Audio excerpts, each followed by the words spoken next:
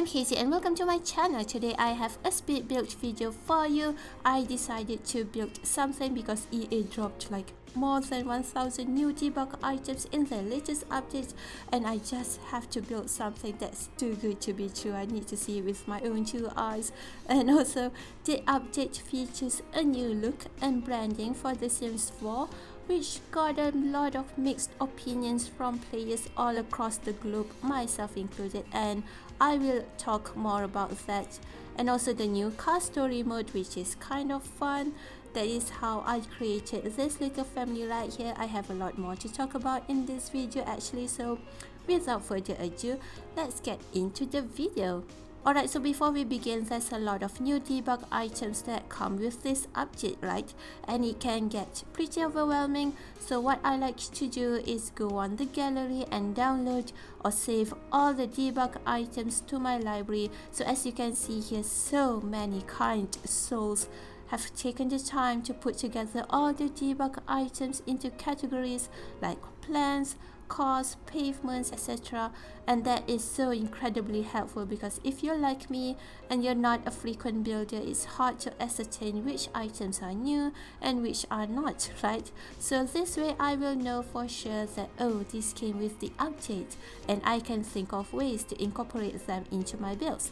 So yeah, I actually often do this, particularly with gardening plants, because I like to take pictures of my garden in full bloom. I don't like them to be bad, just looks so sad in my opinion. I would usually remove them in gameplay though. Gardening is one of my absolute favorite activities to do in the game, and I like to start from the very bottom, so I don't usually cheat with perfect plants or anything like that. This is just for builds that I'm not playing with and I just want to take screenshots and things like that. But yeah, it's convenient to have all perfect plants at your disposal, so if you've been wanting something like this, gallery is definitely your best bet. Anyway, you can place them all on your lot for easy access prior to building. If you have bigger lots, you can place it anywhere you like, but if your lot is limited like this one I'm using right here, you can put them in the basement. It wouldn't mess up your build, although the first level basement might, because it would interfere with your pools and ponds. So make sure to remove that one, and then let's put in the cheats for the new debug items. So accessing the new debug items requires extra steps. You need to first type in bb.show hidden objects, and then to unlock the new liberated items you need to type bb.show live edit objects. Alright, so let's first talk about this house. I originally planned on making a base game house. I wanted to utilize all the new base game debug items, but then I saw the car collection that we got with this new update and I was like, I want to use them, but I need to make a garage. I mean, I actually didn't need to, but I want to, and I know the perfect garage door for it, so I checked it. And silly me, why did I think that the garage door came with Get Together? It clearly said City Living. I mean, the logo is clearly City Living. Why did I think it was Get Together? I blame it on the pet colors. This is EA's fault. Even though I should have known better, the logo is right there. But you know, the colors, I don't know, I was totally out of my mind. I thought, hey, that garage door is from Get Together. Might as well make a base game plus Get Together house. But no, it's from City Living, and I realized that too late. Well, not too late, but halfway through building. Thankfully though, while building I saw that we have a garage door that was included in the new debug update, and I was washed with relief. Seriously, this new debug item is a lifesaver. I thought I would have to scrap the house because I really like the garage and I couldn't imagine the house without it. But yeah, thankfully I just needed to fix the walls, make it higher because the base game garage door is kind of tall, and I also had to fix some other things. So that's why this video is unnecessarily long. I had to cut a lot of parts, so I'm sorry for the annoying jump cuts and everything else. I hope you like the house though, and if you like it, as usual, you can download it on the gallery or from the links in my description box. Oh, and if you would like to build a garage or a room with different height foundations like this, you can check out Kit Emerald's video right here. I actually learned this from her video, and I learned so much about building in general from her videos. She makes it really easy to follow tutorials and allow me to be adventurous with my builds in more ways than one. So if you would like to gain more tips and tricks about building, make sure to check out her channel and subscribe. Anyway, back to this build. Yeah, I'm still salty about the pack colors. I'm not a fan of the whole new look, to be honest, but I guess I can live with it. Plus, there's always mods. If you're not satisfied with something, I prefer not to use mods for that sort of thing. However, people are so talented, seriously, it's actually insane. Case in point, my number one pet peeve with the whole new look is the loading screen. It's not pleasing to the eyes. I actually have chronic migraine, and while it doesn't trigger my migraine, I couldn't look at the screen for too long, so I would usually distract myself by looking at somewhere else on my phone while waiting for the game to load. But thankfully, they will upgrade the loading screen with something a lot more pleasing to the eyes, and frankly I was excited. I was so happy and excited. I'm still am actually, but yeah, I am happy that they listen to us instead of, I don't know, brushing us off or something. The downside of it is that it wasn't available immediately. It's supposed to be included in the August update, which is fine. I can live with it until I saw this loading screen, and it's so pretty, seriously. And if you want it as well, or you can't stand the blue, or you're not opposed to mods, then I will highly recommend you to check this out. It just makes the game more enjoyable. To be honest, every time I look at the loading screen, I'm filled with joy, and I'm just so excited to play the game. By the way, I'm not paid to mention anything in this video. Obviously, who would pay me anyway? I'm just sharing all my discoveries and love and all in between. So yeah, if you like them, you can check that out as well. But tell me, what do you think of the new look? I personally don't mind it as a whole, even though I'm not a fan of the loading screen. But they are gonna change that, so that's good. But I hate how all the packs are in similar colors. I didn't think that would bug me so much when I first saw it, but after the whole confusion with the garage doors, I officially hate it. I wish they would give us the rainbow colors back. And no, I don't want to use mods for that. I can live with it. It's not like I'm going to get confused forever. We learn by mistakes, right? It's just that it sucks that the vibrancy is lost, and I'm going to get over it, of course. I just need a place to vent. That's all, so please don't mind me. Anyway, enough about that. Let's talk about the other feature, the custody mode. So as I mentioned earlier, I created this little get-together family that lived in this cottage using the custody mode.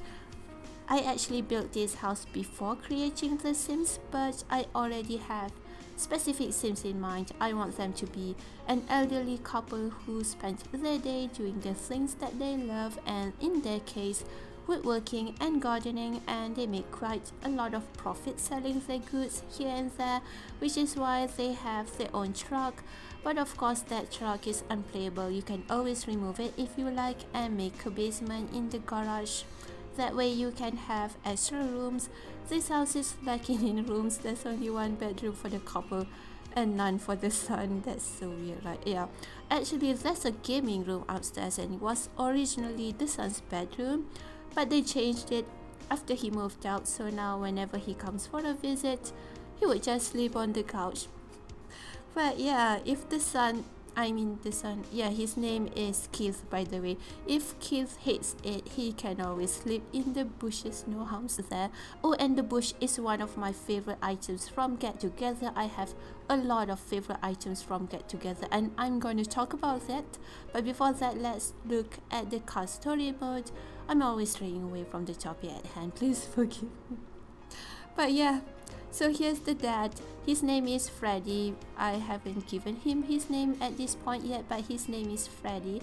And once I've answered everything, he was apparently an actor in his prime and very charismatic, apparently handy, which is why he's into woodworking after retiring.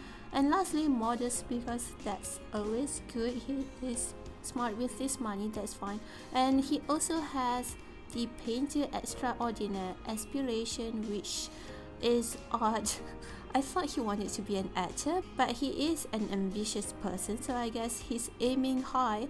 And thank goodness I have an easel in their house. That was a last minute addition, but I knew I added that for a reason. Anyway, he's evil, ambitious, and romantic, which are not what I had in mind, but that could make for an interesting storyline, so I like it. He's unnecessarily evil to everyone but his family, and so that's why he's an accomplished actor. He's evil and knows the nitty-gritties to stardom. But yeah, he's a cute little man, and once I gave him his beard, he looks like Santa Claus, but you can tell he used to be handsome. Well, he is still handsome, but he must be so attractive during his prime. Alright, so here's the mother. She's unemployed. Yeah, she has her own garden to maintain.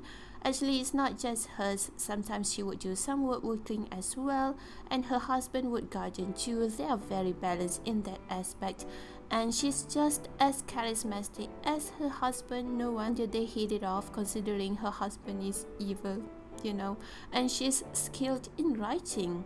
Unfortunately, I don't have a computer in her house, but we can always buy a laptop. I think I'm gonna do that later in my personal gameplay. You can do that if you want. If you don't want to, yeah, it's up to you. And she's modest as well. Her aspiration is to be a freelance botanist, which is perfect. And her traits are goofball, good, and also lazy.